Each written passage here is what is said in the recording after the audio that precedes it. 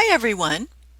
What we're going to be doing in this particular video tutorial is going over creating an assignment. One of the first things that we're going to be working in is your Start Here or Getting Started Learning module. As I have explained in the past, this is a learning module that your students will be able to see first thing when they come and enter your online class. They will be able to get all types of information that you would normally hand out the first day of class or during the first week. One of the goals for this particular learning module is to have your students practice some of the common activities that are going to be taking place each week in your class. That's why together we're going to build an assignment area. Now, I have a lot of ideas for how you might want that assignment area to look like. One of the ideas, and we've been doing this for quite a few years, is to actually provide the students with a student letter of understanding that they can download, look at, read over, acknowledge that they have seen the policies and procedures for your class, mark it or type in with an X, initial it with typing in text at the end, saving it, and then attaching it back to the assignment area.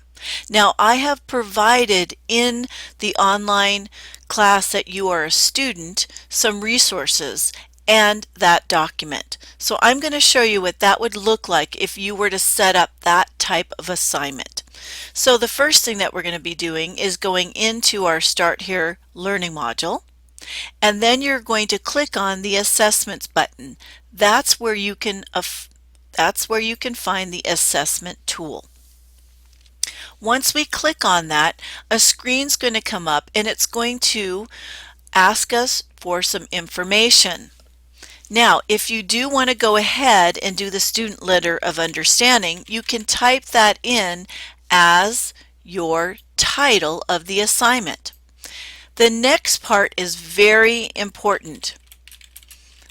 This is where you are going to type in directions or instructions for this particular assignment.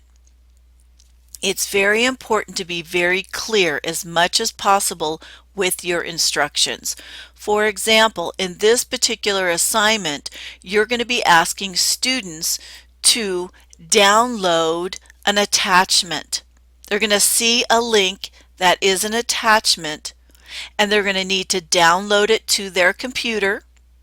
They're going to need to open it up in a word processing program, and then they're going to be able to mark X's and type in their initials, save it, then come back to this assignment area and attach it. So your instructions are going to be very important. The particular student letter of understanding that I'm proposing that you might consider is in RTF format. So you know you do not need to worry about the format or the document file type. The RTF is a rich text format, and it's a universal format among most PCs, Mac operating systems, and then also the word processing program. So in this text box area, you're going to provide instructions. You can also provide a little webcam tutorial using YouTube. You can bring in images. You can actually use some hyperlinks. You might have some instructions. In my particular assignment, the very first one that I had you do where you downloaded the storyboard, I actually included a tutorial link that if you clicked on that, if you weren't familiar with downloading and uploading techniques, you could learn how to do that. So again, you really want to provide some comprehensive instructions. Once you're done with the instructions here, you're going to scroll down. You will attach a file if in fact you want your students to do that assignment. So I'm going to get the assignment, And by the way, I must mention that Meryl Soto is the one who shared this particular assignment. She does this in all of her classes, and it works quite well. Now, when it comes to option 3, it's important that when you are providing assignments to the students, even if it's a practice assignment like this one, that you provide points. There's 2 reasons. One, it gives incentive for the student to actually complete the assignment. And 2, once you put points in this area, it automatically creates a grade column for you. Now I'm going to be scrolling down. I don't believe that there's a rubric that you need for this particular assignment, but in the future we will talk more about rubrics. In number 4, you can decide on the number of attempts that you want your students to be able to have. You might want to allow unlimited attempts because remember, this is a practice assignment. They need to get used to some of these technologies and activities that you're going to have in your class. Limiting the availability and the due dates, I'm going to recommend that you don't worry about that for now. And I might have said this in other trainings, the more due dates and display after until, you are going to have to manage those dates in continuing semesters.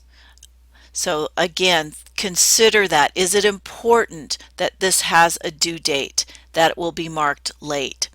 If it is, that's perfectly fine. Go ahead and do that. There is a new date management tool that you can actually manage due dates for all of your activities in one screen. Once you're ready, click on Submit,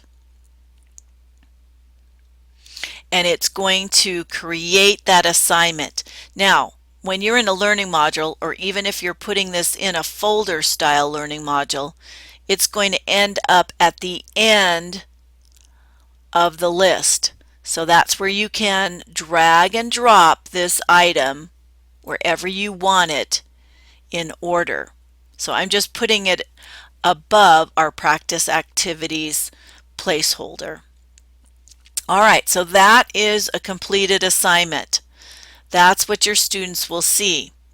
Now, part of this week's assignment is that you are going to be logging in as a test student and taking the assignment.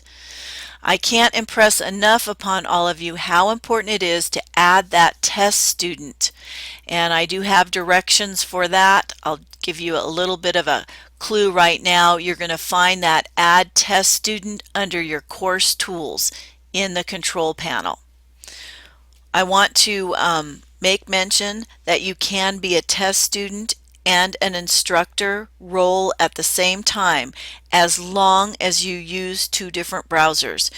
I could not be an instructor with the edit mode on and open another tab in the same browser and log in as a test student. You need to be in, for example, IE as an instructor and then open another browser like Google Chrome to log in as a student. Again, please make sure you do this as a student. It really helps to see what the assignment looks like, if the directions make sense, and then it's really going to help your students if you have conducted or participated in the assignments that you create. So that's all for now. I hope you enjoy this assignment. Please don't feel like you have to do the student letter of understanding. If you had another common assignment that you're going to be assigning students throughout the course, by all means set that assignment up. If you plan on using Turnitin, the anti-plagiarism tool, I would recommend setting up a very short Turnitin assignment in this area. That way your students will get used to it. They'll have an opportunity to share some ideas with you about how they're doing, or if there's any issues or challenges for them. That way you can help them right off the bat. All right, thank you.